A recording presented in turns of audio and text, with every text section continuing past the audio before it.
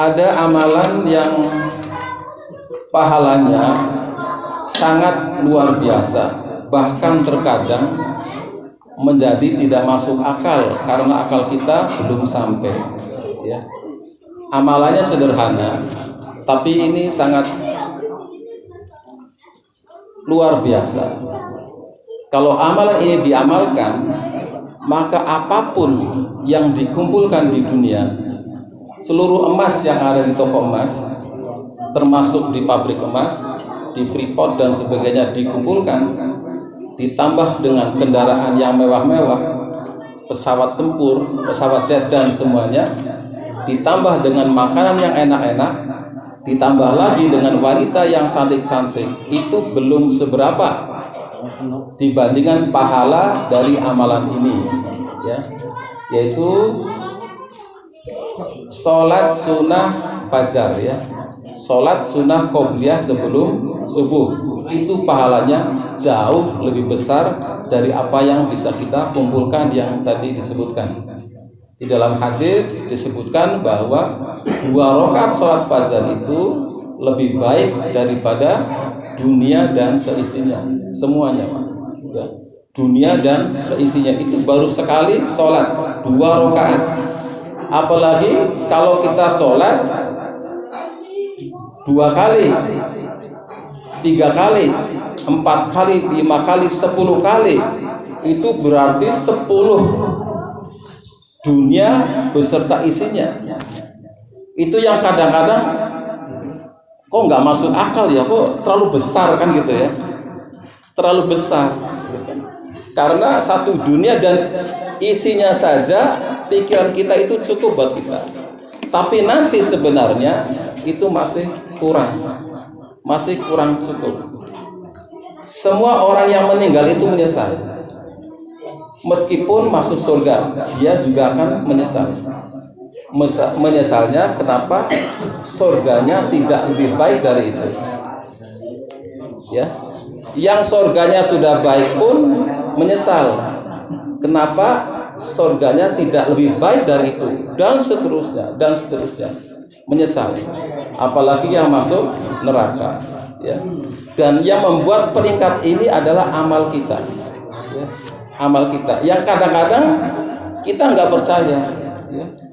Sebagaimana halnya dengan seekor ulat bulu. Saya sudah cerita kepada Ustaz Selamat nih, ya.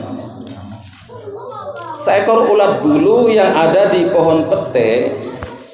Kalau saya katakan kepada dia, "Hai ulat bulu, kamu berpuasa. Nanti kamu akan mendapat kebaikan, mendapatkan istana 10 pohon pete ini buat kamu semuanya." Ya. Hai ulat bulu, kalau kamu berpuasa, tidak makan, istiqomah, bertakwa, maka kamu akan dibuatkan istana sebesar 10 pohon pete sebesar ini. Maka ulat bulu itu akan mengatakan, untuk apa? Kebanyakan, kan gitu kan? Satu pohon saja itu sudah terlalu besar, kan gitu kan? Karena pikiran ulat bulu itu tidak paham, sebagaimana kita tidak paham tentang besarnya pahala tadi.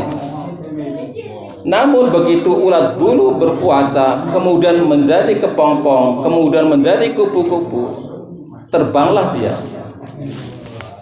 Maka 10 pohon pete itu terlalu kecil buat seekor kupu-kupu, terlalu kecil. Ternyata ulat bulu itu berubah menjadi kupu-kupu, ya, bisa terbang.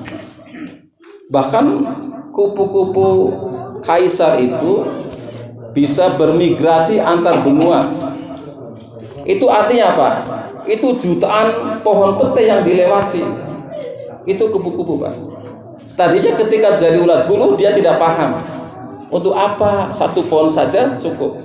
Begitu juga dengan sholat tadi, 2 rakaat lebih baik daripada dunia dan seisinya juga. Untuk apa? Kegedean kan gitu kan. Apalagi kalau setiap hari sebelum subuh sholat dulu ya, qobliyah subuh, terus-terusan bahkan sampai ratusan kali, ya.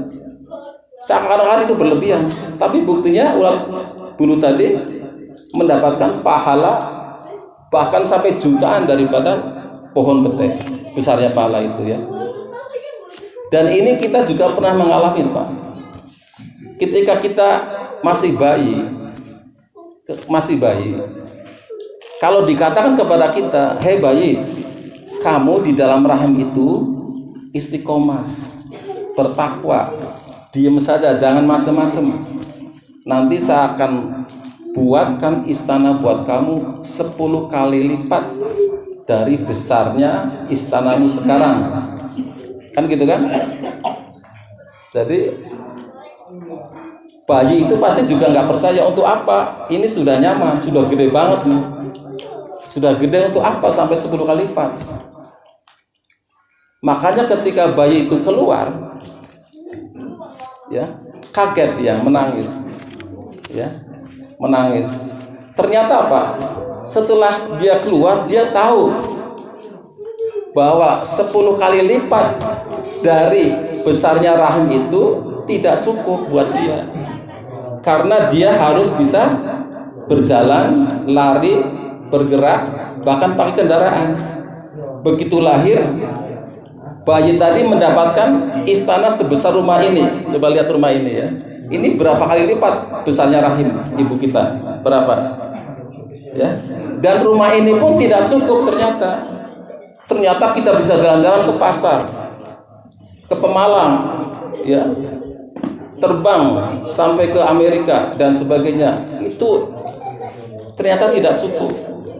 Itulah pahala, Pak. Kita tidak tahu apa yang terjadi nanti di surga. Kita pikir di surga itu kita akan berjalan seperti ini. Kita pikir, ya, kalau di surga seperti ini cara pergerakan kita kalah sama jin, Pak.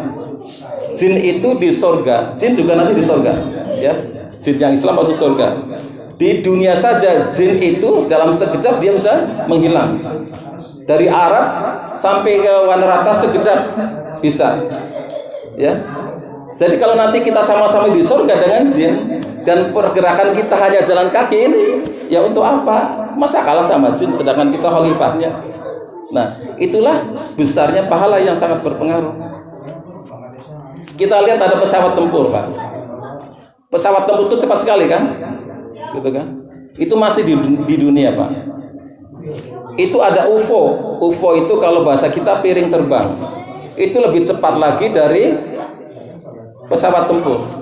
Cepat sekali. Itu baru di dunia. Kita lihat bagaimana nanti di surga akan lebih cepat dari itu. Maka apapun besarnya, ya, besarnya pahala itu tidak akan cukup untuk menjelajahi surga, untuk menikmati kenikmatan surga itu nggak cukup, ya. Jadi derajat kita nanti di surga itu ditentukan oleh pahala. Di surga kita tidak buang air, Pak. Nggak buang air kecil, nggak buang air besar. Padahal kita makan terus. Itu pun kita sudah lakukan, Pak. Ketika di dalam rahim, kita juga nggak ada kotor di dalamnya kan? Sudah. Jadi sudah digambarkan.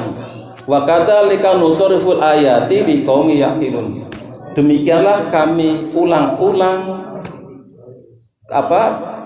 kebesaran ayat-ayat kami, tanda-tanda kebesaran kami kepada orang-orang yang mau berpikir. Di dunia saja kita sudah melihat keanehan-keanehan yang nanti di surga akan lebih dahsyat lagi.